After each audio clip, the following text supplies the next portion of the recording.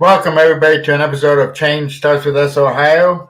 Today, we're with death row inmate Edward Lang, who is innocent and sitting on death row. Welcome, Edward. What's going on? Okay, let's kind of do an overcap again, regarding your case, so that we can every episode reiterate that you're innocent. Just do a quick overcap on that, then we'll go from there. Okay. Yeah. The main things that I can show to prove my innocence is DNA through crime scene photos as well as through my clothing. I was convicted of 2 counts of aggravated murder in 2007. This call is originating from an Ohio correctional facility and may be recorded and monitored. In July 2007, it was a drug-related robbery that, went bad. Me and my co-defendant, Antonio Walker, applied to rob a drug dealer. During a robbery, our co-defendant shot and killed the drug dealer and his girlfriend. It happened inside of a car. Right. The prosecutors, they focused on where I sat because my co-defendant, put everything on me and said that I was the one that got inside the car and shot the 2 individuals. The prosecutors used that to try to put me in the seat behind the driver. It's significant because behind the driver on a crime scene photos, it shows that it's a lot of blood on a floorboard, the seat, on the door panel. Okay. Well, let's get to the weapon. Your DNA was on the weapon. Why was that? Well, this is the thing about the DNA. That was misspoken. My DNA was not on a weapon. Okay. The thing about the weapon is the code is a coded status that submits DNA that determines where DNA that's submitted inside the coded database to determine who the DNA belongs to. Okay.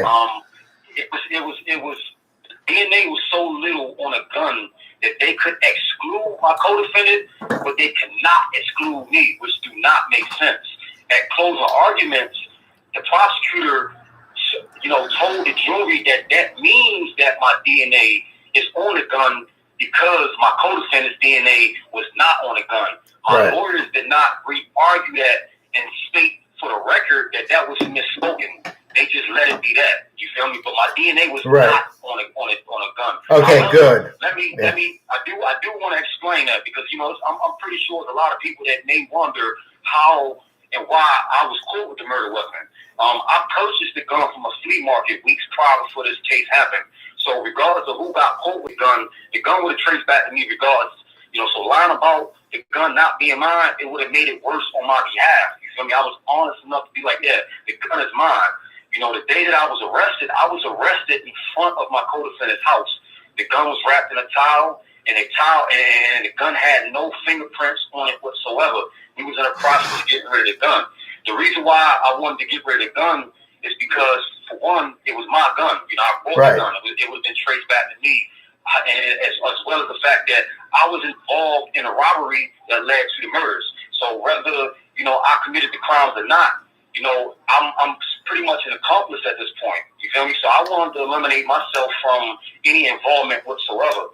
Bad judgment. I was in the streets. I was doing wrong. I made a lot of bad decisions. I shouldn't have been involved in a robbery itself. However, I was.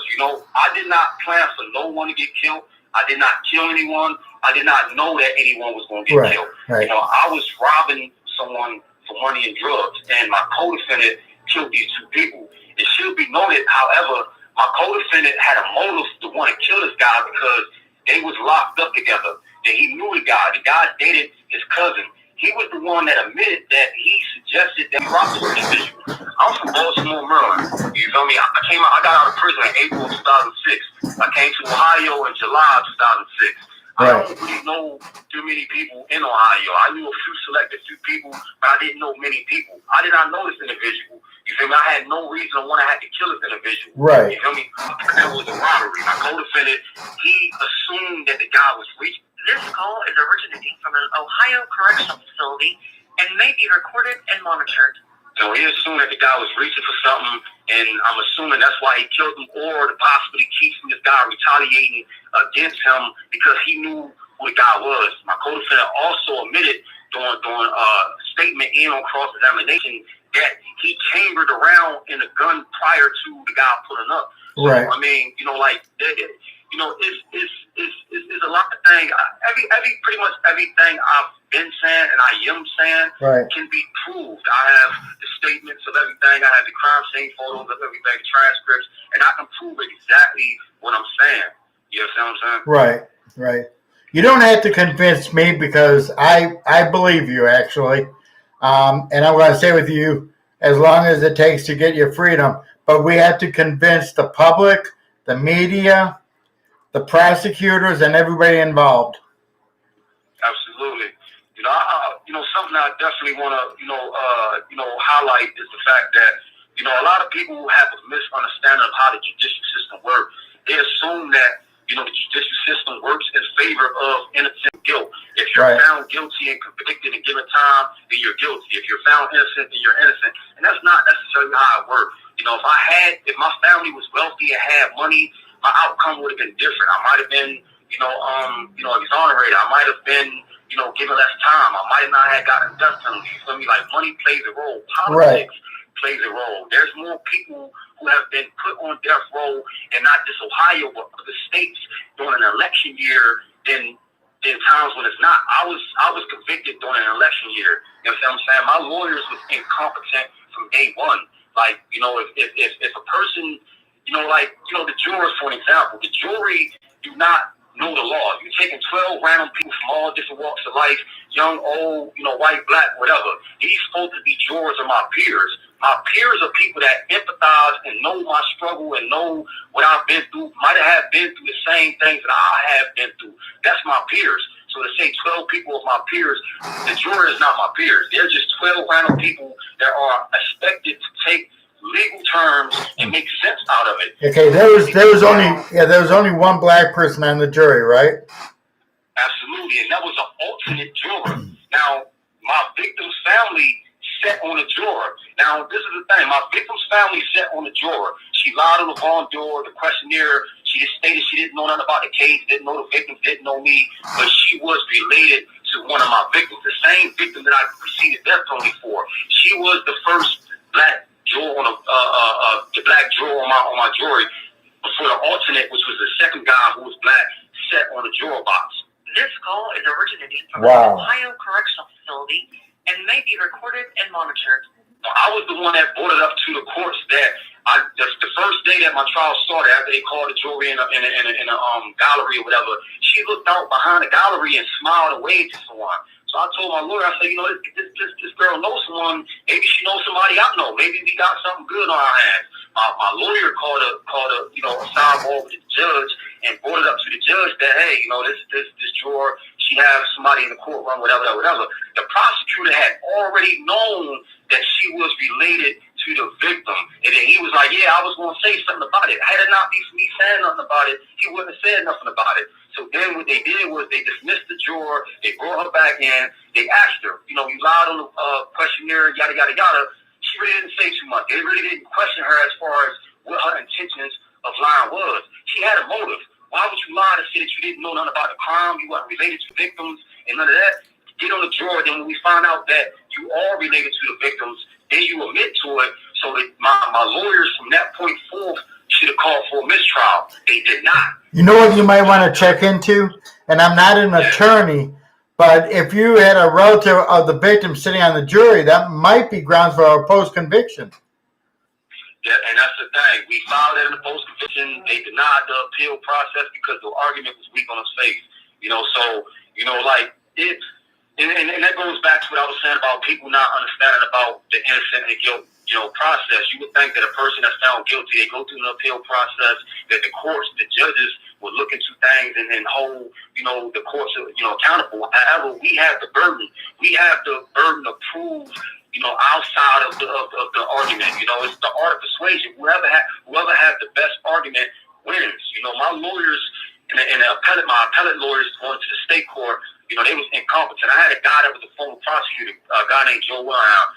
The guy fought me tooth and nail because his main primary focus was mitigation. And mitigation is basically like, things that gain sympathy from the courts, basically saying, saying, I might have been abused as a child. I might have, been born to whatever kind of circumstance that might have, had any kind of, effect on my growth and development that caused me to get into crime or commit crimes or whatever the case may be. And you will hope that the courts will find mercy and sympathy in that and say, okay, you're right. You have bipolar or you PTSD or you have these issues and, use that to give you a different sentence, which ultimately is life without parole.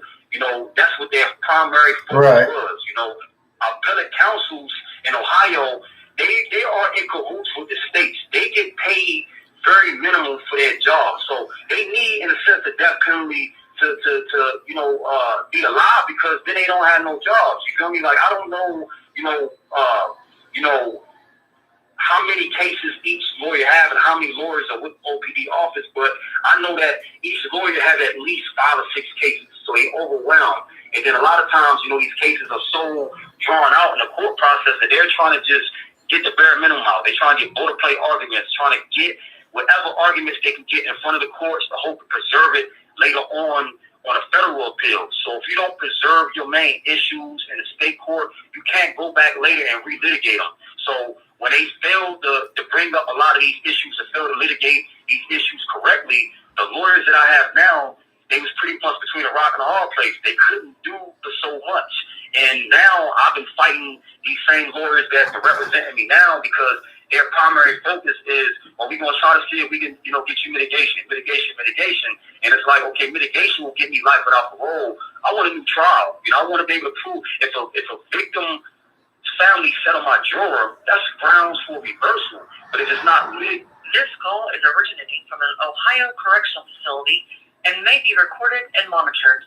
In front of the judges, it holds no merit. You got to be able to prove your position. And they didn't prove that. The prosecutors had a better argument. And that's pretty much how I got where I'm at now. Wow. I mean, you have a story, and we got to finish. I mean, there's about 2 or 4 more episodes because I don't think you're going to be able to get it all in, in 1 or 2 or 3. I'm thinking about maybe tomorrow night around 6 o'clock if you're available for part 3. And if there's any other people that's on the road that's innocent, set up an interview with them as well and tell them to get their numbers approved. You will be the number 1 priority, brother. I've already had my brother write down a couple names of a couple people. And I just wanted to say this call and something I'm going to definitely speak on, probably tomorrow and post on my social media pages. Like, this is not just about me. However, I want to be able to prove my innocence and show people my innocence. However, the system itself needs to be looked into. People need to start, don't just wait until your family members get locked up or your loved ones get locked up or you get locked up to start killing. You have 1 minute remaining. Give your contact, give your contact information again. Edward Lane, my number is 532-018. You can add me on JPay or my address is P.O. Box 5500, Chillicothe, Ohio 45601. Okay, we'll talk to you tomorrow night at 6. Our number 1 goal is, we know you're innocent. That's important. But our number 1 goal is to get you off of death row as well. Facts. So it's twofold. Okay, brother? Absolutely, man. I definitely appreciate you, James, man. Any support, man, I don't care what kind of support. Any support from me and other people in prison is greatly appreciated. We're with you. Guys in here that need love and support. Right. A lot of guys don't have this opportunity. So. Put God first in your life, okay? Already. Okay, brother.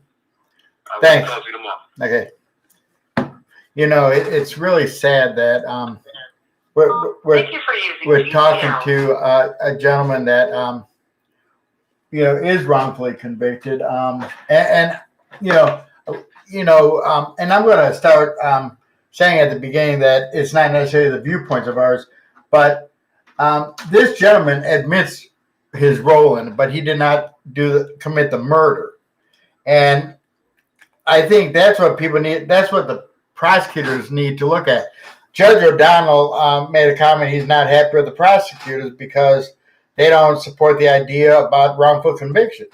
Well, I have a lot of respect for Judge Donnelly, a great judge. He's from Cuyahoga County, my area. And we need to support these people that are fair. We're not asking people to let people walk scot-free, but we are asking for the judges to be fair, the bond to be fair, and the prison system to be fair. I believe most people can change, but they have to choose to want to. This guy now, I do believe, is innocent. I've talked to him in length off camera, and I'm happy and satisfied with his answers. So, folks, Edward Lang is important to help. On October 3rd, from 1 to 3 p.m. on the corner of South High and State, we have the wrongful conviction protest. And we're asking everybody to show up with signs of your loved ones. If yours is on reentry, whatever it is, please join us. We would like some signs made up for Edward Lang as well, to get him off death row. Come on, folks. We got to unite as one. Our board members have loved ones that's in wrongfully convicted, well, totally innocent. Actually, there's a difference between totally innocent and wrongful conviction. Totally innocent means you had nothing to do with the crime. Mine was wrongfully convicted, which means I committed the crime of public indecency, but I did not attempt to kidnap anybody, tie anybody up, like police try to say. That was not my thing, and now I admit to what I did, but county didn't like because I would only got 6 months. But enough on me. Folks, please listen for Edward Lang. Please correspond with him. He needs encouragement. Anybody that's in prison needs an encouragement. So I'm asking you for your kindness and for your help in this matter, everybody. Thank you.